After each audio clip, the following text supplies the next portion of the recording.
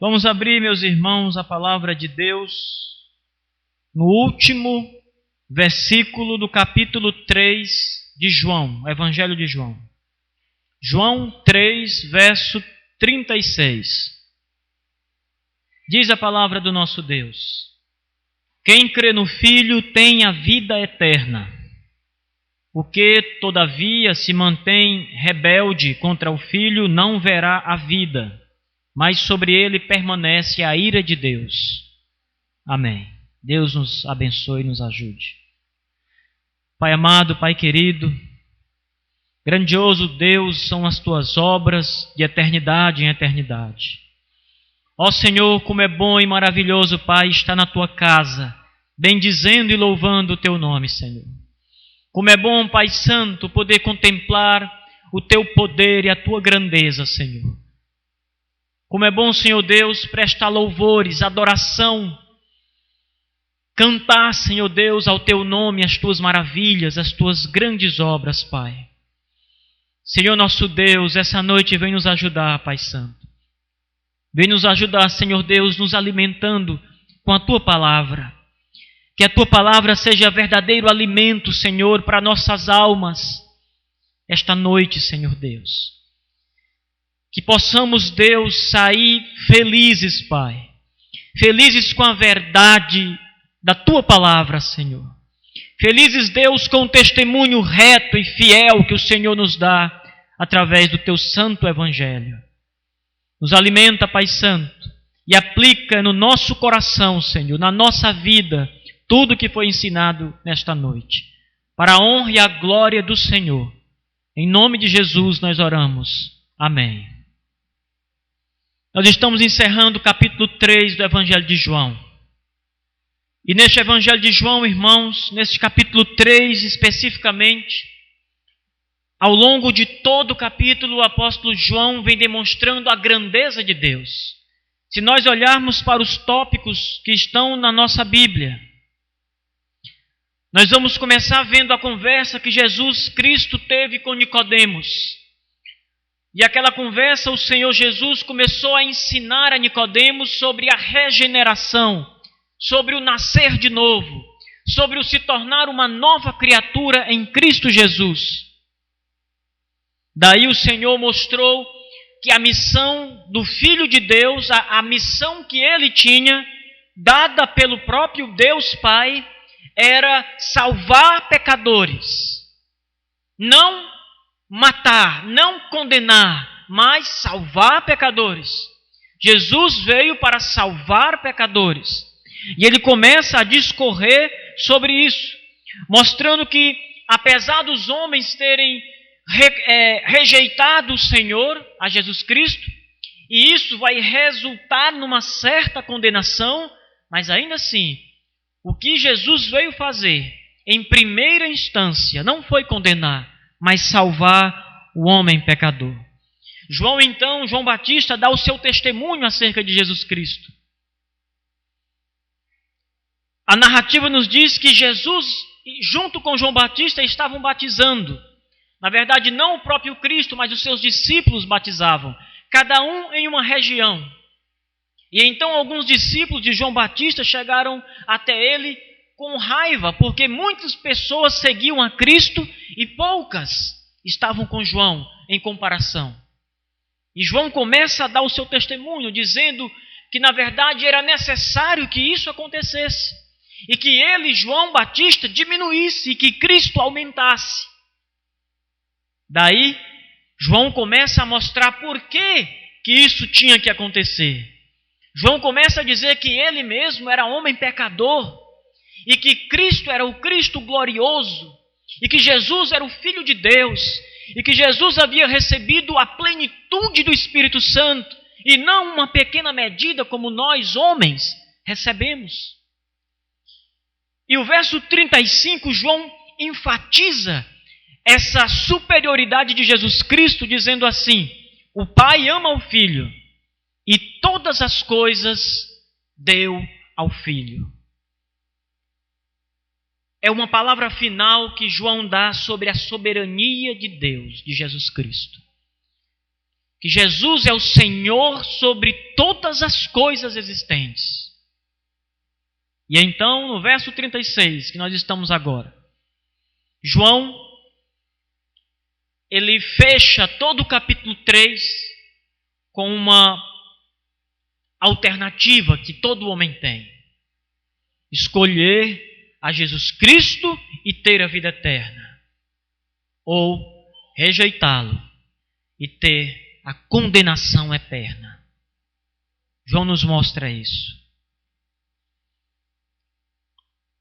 Nós passamos, irmãos, ao longo da nossa vida por muitas decisões que nós temos que tomar. Na verdade, a própria vida é cheia de encruzilhadas. Às vezes nós estamos num certo caminho, caminhando tranquilo pela vida. De repente nós temos que tomar uma decisão.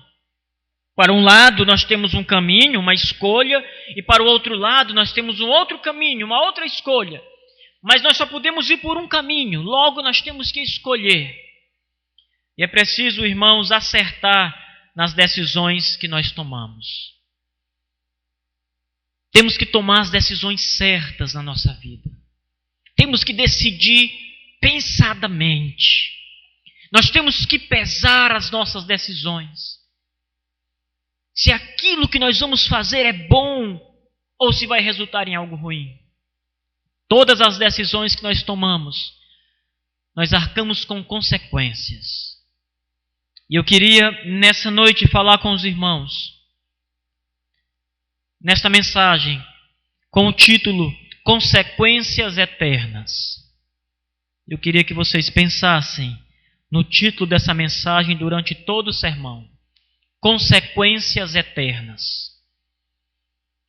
Nós tomamos algumas decisões nessa vida. E quase todas as decisões que nós tomamos, nós vamos ter que arcar com as consequências nessa vida.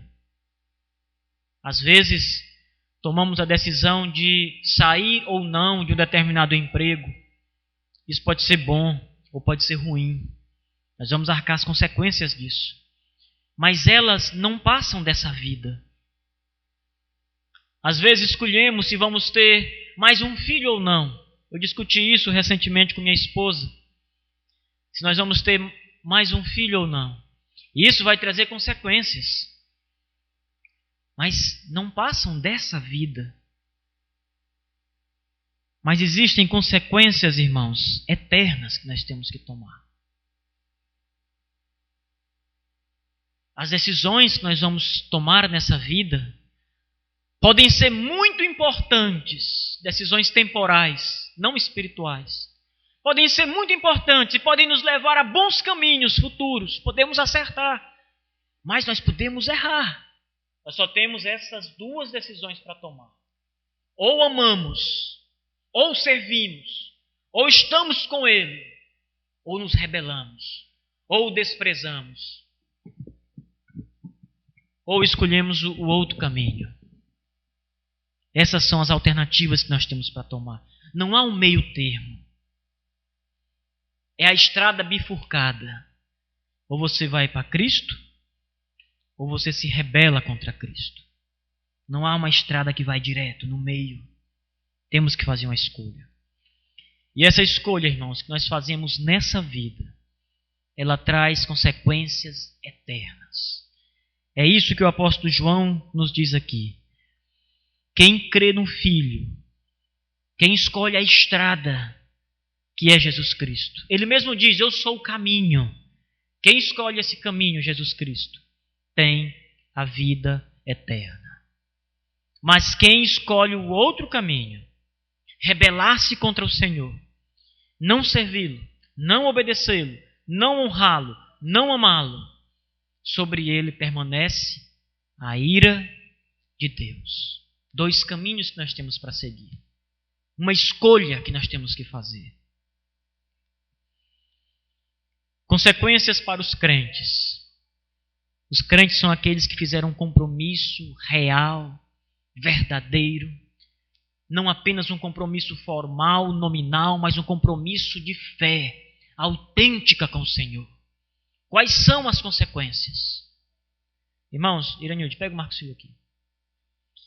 Quais são as consequências, irmãos, de seguir a Jesus Cristo? João nos mostra aqui. Primeiro, vida eterna. A Escritura nos garante, irmãos, que todos nós, todo ser humano, foi criado por Deus com uma alma, com um espírito. E esse espírito, Deus dotou da imortalidade. Portanto, o espírito do homem não morre.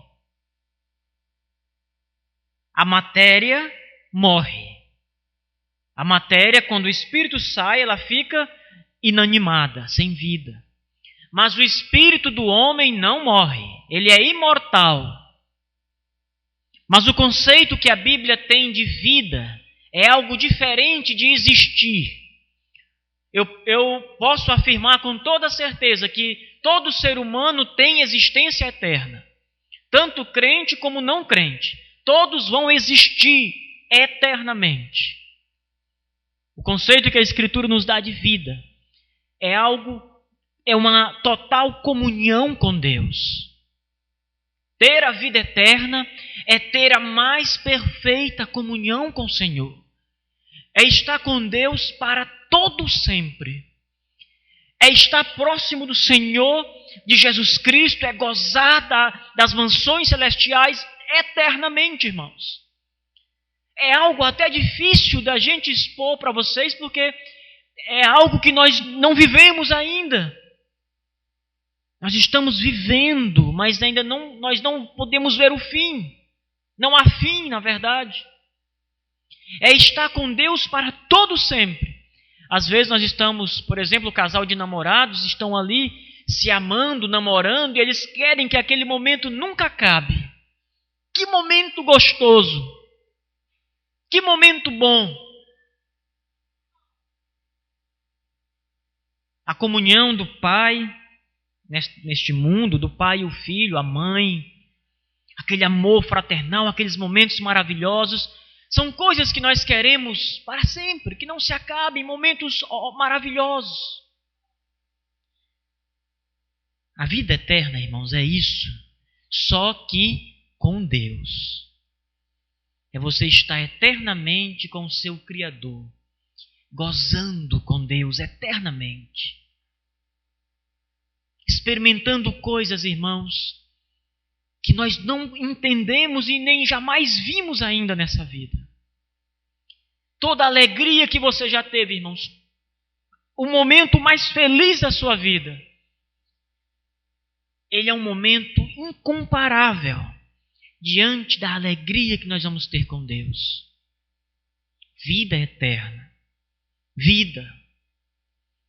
E a vida eterna no cristão, ela não é uma vida futura, que nós só vamos tê-la daqui a algum tempo, quando morrermos. Não.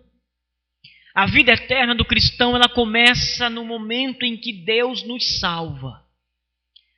A vida eterna começa no momento em que o Senhor faz uma obra em nosso coração.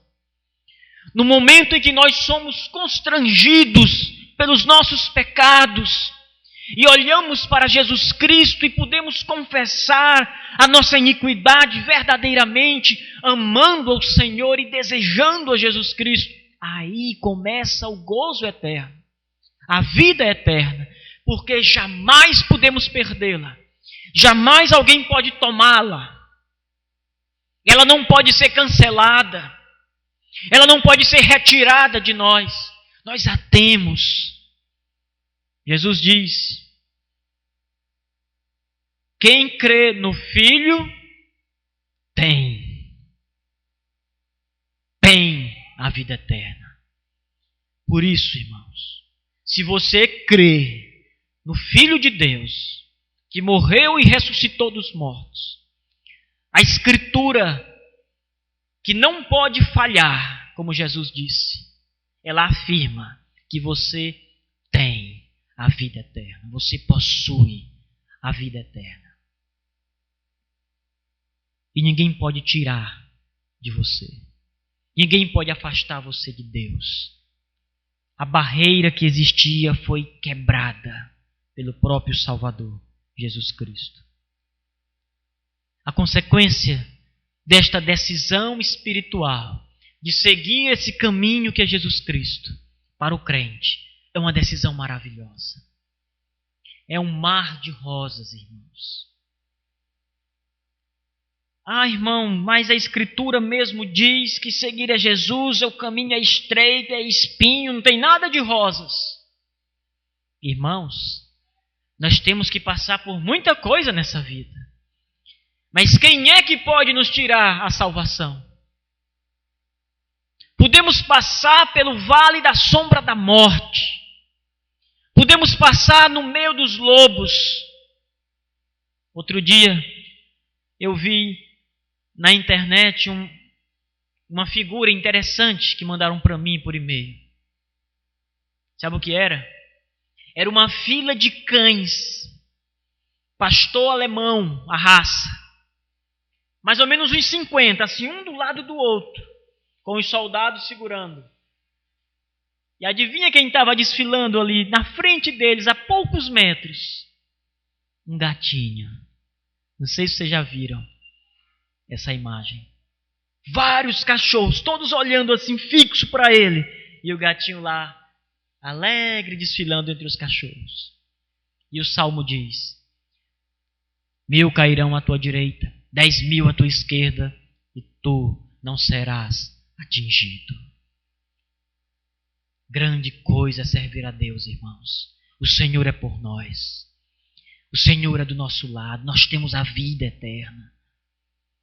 Você pode ser humilhado nessa vida, você pode ser massacrado, alguém pode chegar e tirar a tua vida terrena, mas a vida eterna ninguém tira de nós. Ninguém pode tirá-la de você, ninguém pode roubá-la. Você pode ser um homem rico, cheio de posses, o ladrão vem e rouba tudo que você tem. Rouba o teu carro, rouba a tua riqueza. O hacker vem e rouba a tua conta de banco. Mas a vida eterna, quem pode roubar, irmãos? Quem pode tirar de nós? É o Senhor quem a mantém, quem nos guarda. É impossível perdermos. Por isso, a Escritura diz que em Cristo nós somos mais do que vencedores. Muito mais do que simples vencedores. Não há derrota, irmãos, na nossa vida. Não há perca. Verdadeira perca não há. Espiritualmente, nós aguardamos o dia de sermos convocados pelo general para estarmos com ele no céu. Não há pensamento contrário. Não há perigo de dar errado estas coisas. Mas as consequências para os descrentes são terríveis. As consequências para aqueles que rejeitam a Deus são consequências eternas também. A Escritura é enfática. A Escritura mostra isso com letras grandes, irmãos. Porque, na verdade, toda a Escritura, não é só o livro de João, não é só o verso 36. Somente nesse capítulo 2 vezes essa verdade é mostrada para os descrentes, para aqueles que rejeitam a Cristo. Olhe para o verso 19, que diz assim: o julgamento é este, que a luz, ou seja, Jesus Cristo, veio ao mundo, e os homens amaram mais as trevas do que a luz, porque as suas obras eram más. Olhe para o verso 18, quem nele crê não é julgado, o que não crê já está julgado, porquanto não crê no nome do único Filho de Deus. Então a Bíblia, em todos os seus livros, ela mostra essa verdade de que aquele que não crê em Jesus Cristo, aquele que não confessa o Senhor, vai receber a punição eterna.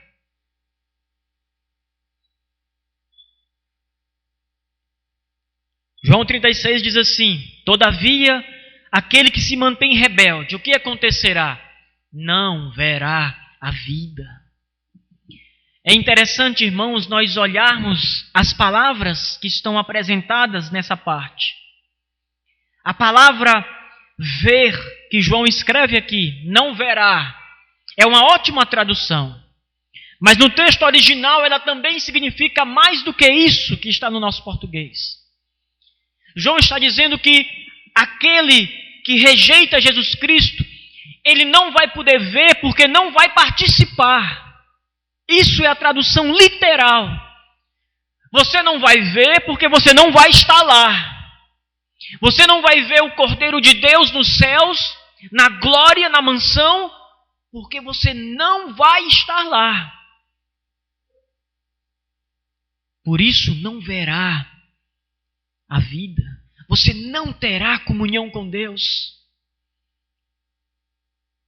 Nós não podemos deixar esse pensamento fluir rapidamente, sair da nossa mente. É muito importante, irmãos, que nós meditemos na Escritura Sagrada. É muito importante que você olhe para o seu futuro. Eu tenho certeza que há estudantes, aqui há pessoas que trabalham, aqui há pais de família e nós fazemos planos para o futuro. Como igreja, nós fazemos planos para amanhã. Como estudante, você tem uma meta. Como trabalhador, você tem uma meta, você tem planos, construir algo na sua vida. Pense nas coisas espirituais. Pense no futuro, irmão, amigo.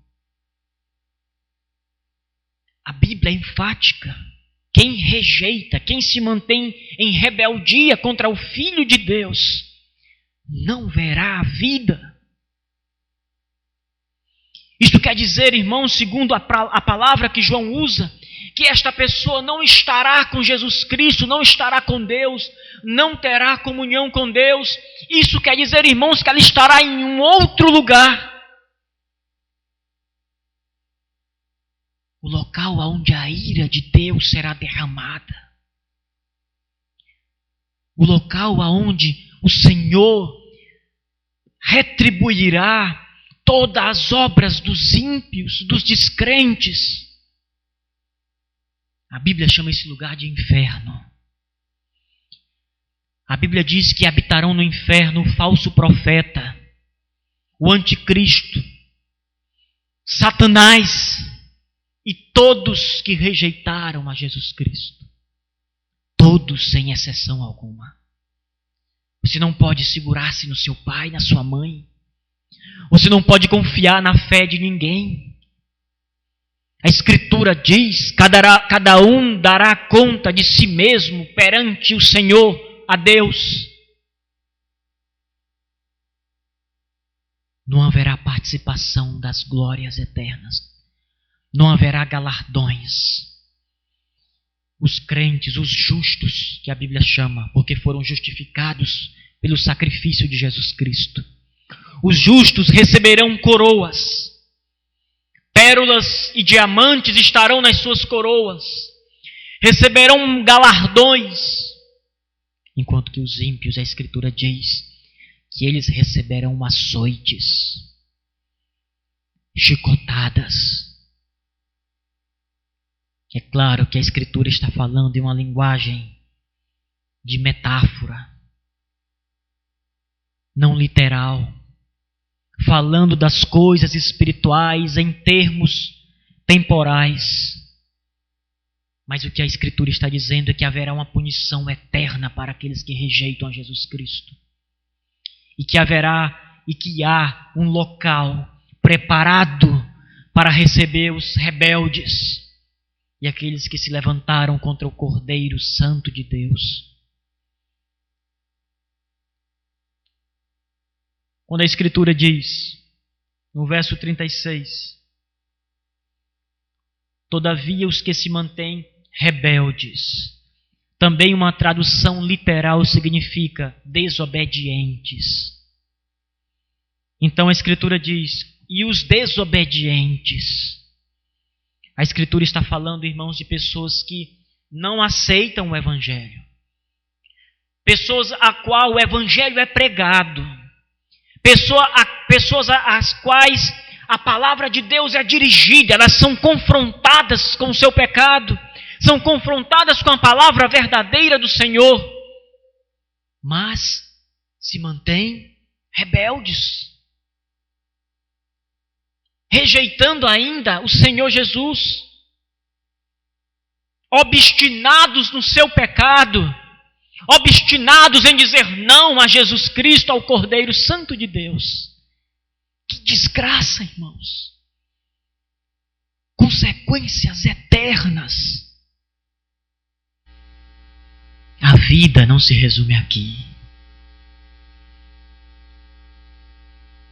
Eu acabei de ter uma notícia de que um tio meu foi levado entre a vida e a morte para Teresina. Vida e morte. Não sei se ainda está vivo. A vida não se resume aqui. As consequências são eternas. Quando você sair daqui essa noite e sair da porta dessa igreja, você não sabe o que te espera. Você não sabe, irmão. Você não sabe, meu amigo.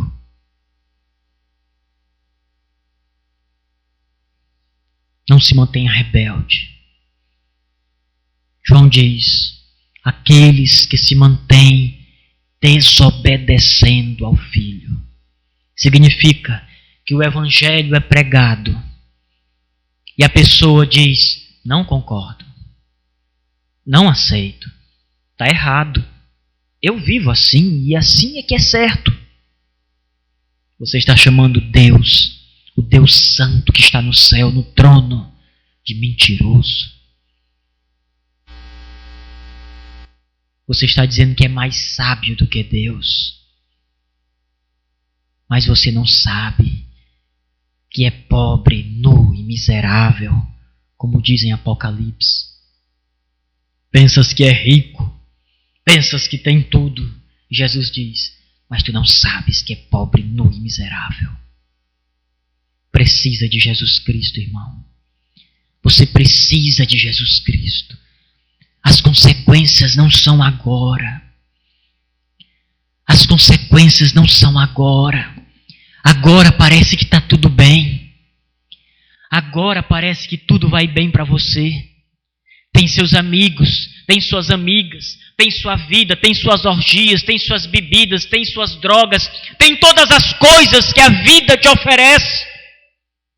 Mas te falta Jesus Cristo. E se morrer nesta condição, verás, na verdade, verás porque estarás lá. Olha a palavra que João usou.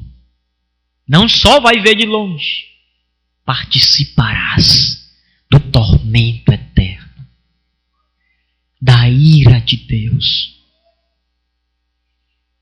Não só recusam a Bíblia, mas a desobedecem. Uma coisa é eu pregar para vocês, irmãos, e vocês disserem assim: olha, irmão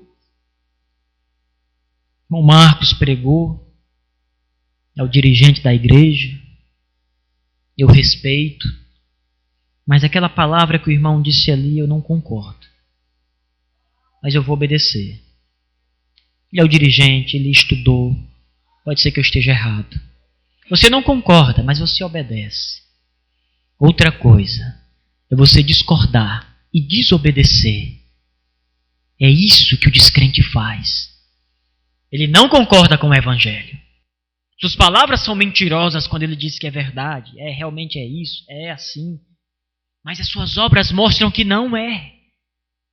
Ele não só discorda, como ele não pratica, ele faz coisas que a Bíblia condena.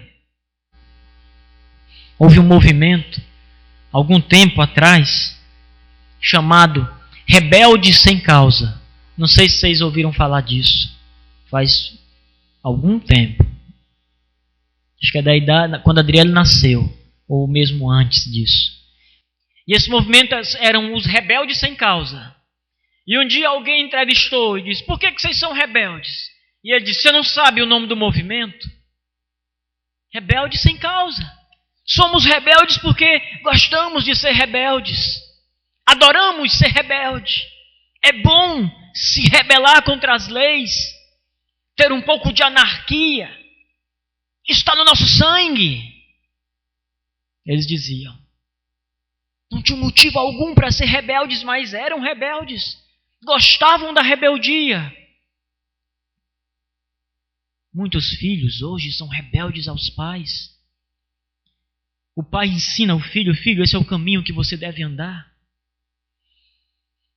Esse é o caminho que você deve seguir, filho. Procure a escola, procure estudar, dedique-se aos seus estudos.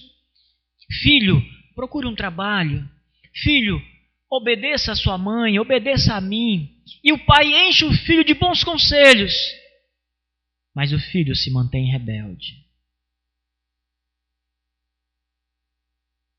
E o resultado, irmãos, dessa rebeldia contra Deus, é a ira de Deus. E a Escritura nos dá alguns exemplos da ira de Deus. No Velho Testamento nós podemos encontrar o livro de Naum. E o livro de Naum diz assim, verso 2, capítulo 1. O Senhor é Deus zeloso e vingador. O Senhor é vingador e cheio de ira. O Senhor toma vingança contra os seus adversários e reserva a indignação para os seus inimigos.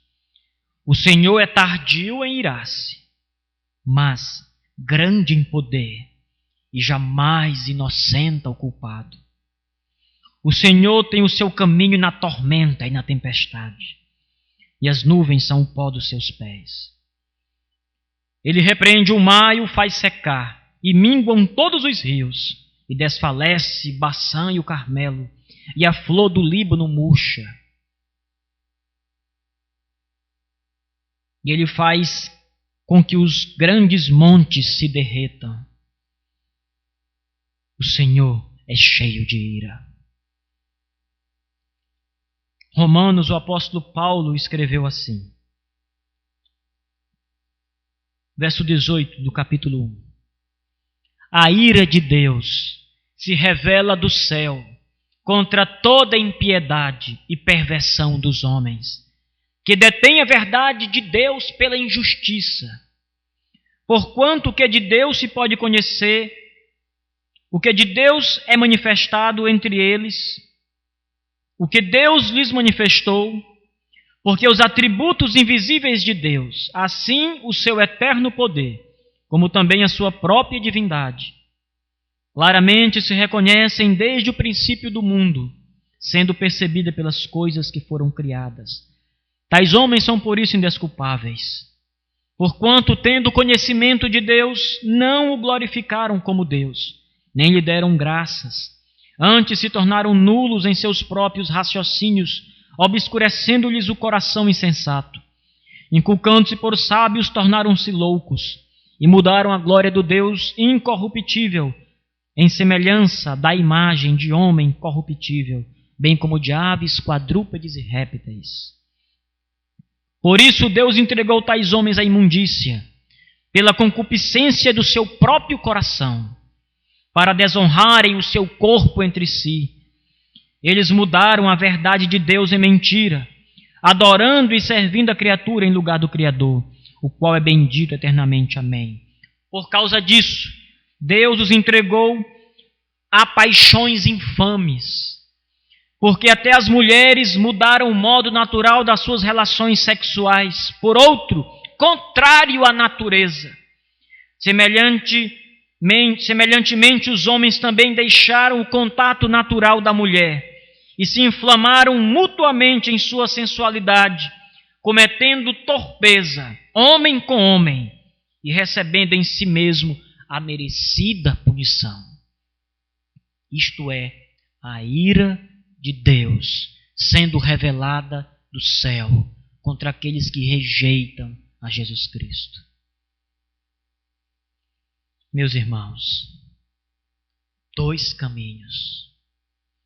Um é o caminho do Senhor, caminho da vida eterna. O outro é o caminho da rebeldia. Contrariar a esse Deus Santo é o caminho da condenação eterna do inferno. A ira é um atributo de Deus. Na verdade, a ira ele é um aspecto de um atributo de Deus, que é a justiça de Deus. E o Senhor, na sua justiça, irmãos, Ele não inocenta o culpado. A ira precisa ser revelada contra toda a imoralidade. Pecado é imoralidade em todas as formas. Desobedecer a Deus em qualquer ponto é imoralidade. É não ter a moralidade exigida pela lei de Deus, contra a lei de Deus. E o Senhor retribui com a sua ira santa. Só há duas alternativas. Você só pode escolher uma. E a Escritura te mostra qual é. Escolha a Jesus Cristo. Quando o Senhor estava diante de Israel, o Senhor disse a Moisés, Moisés falou como boca de Deus ao povo: escolhei hoje a vida e a morte. Eis que ponho diante de vós a bênção e a maldição, a vida e a morte. E Deus diz: escolhei, pois, a vida. Nós somos ensinados a escolher Jesus Cristo, a vida. Nós somos chamados, irmãos, a escolher ao Senhor Salvador. E se o rejeitarmos, irmãos, grande é a nossa condenação. Como escaparemos, irmãos? Diz a Escritura: como escaparemos se rejeitarmos tão grande salvação? Que o Senhor abra os nossos olhos, nos abençoe. Amém.